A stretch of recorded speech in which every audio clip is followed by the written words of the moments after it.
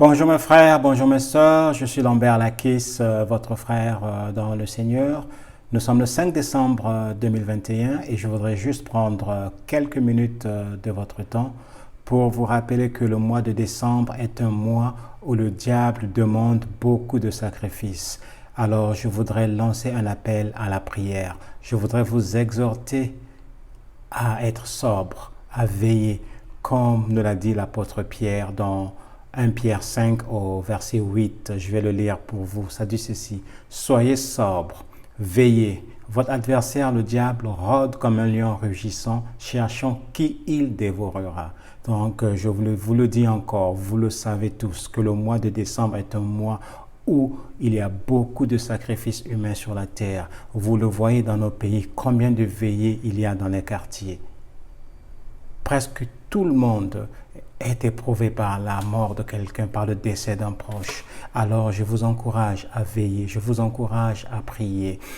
Et la semaine dernière, j'avais reçu sur WhatsApp un article d'un journal dont je tairai le nom parce que je n'ai pas les preuves. Ça disait qu'il y avait une grogne dans certains milieux maçonniques parce que certains frères de lumière, comme ils s'appellent entre eux, en avaient marre des sacrifices humains. Ils disaient qu'ils avaient assez donné.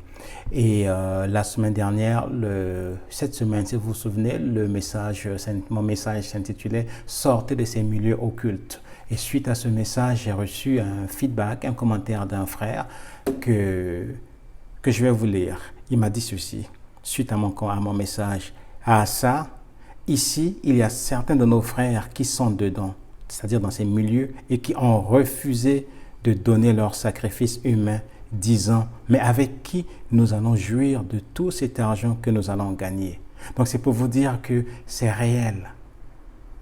Il y a une grogne dans certains milieux parce que les gens sont fatigués, ils ont assez donné, ils ont assez sacrifié de leurs proches. Maintenant, ils se disent, mais avec qui nous allons jouir de tout ce que nous avons gagné? Qu'est-ce que je veux dire par là, cher ami chrétien? Dieu nous a donné le pouvoir de contrecarrer les plans de l'ennemi.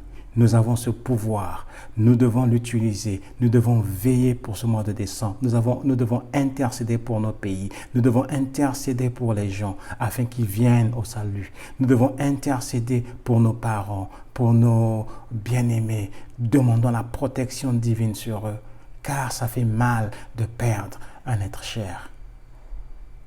Mais qu'est-ce qu'on peut faire d'autre pour eux? Parfois, on leur parle de Jésus, ils ne veulent rien savoir. Mais prions que Jésus touche leur cœur, que le Seigneur les protège, que le Seigneur les garde. Invoquons le sang de Jésus sur nos pays, invoquons le sang de Jésus sur nos familles. Et surtout, demandons le salut des âmes. Que le plan de l'ennemi soit anéanti, que le plan de l'ennemi soit contrecarré. N'ayez pas peur de Satan. Oui, c'est un ennemi qui est puissant. Oui, il a reçu une puissance de Dieu.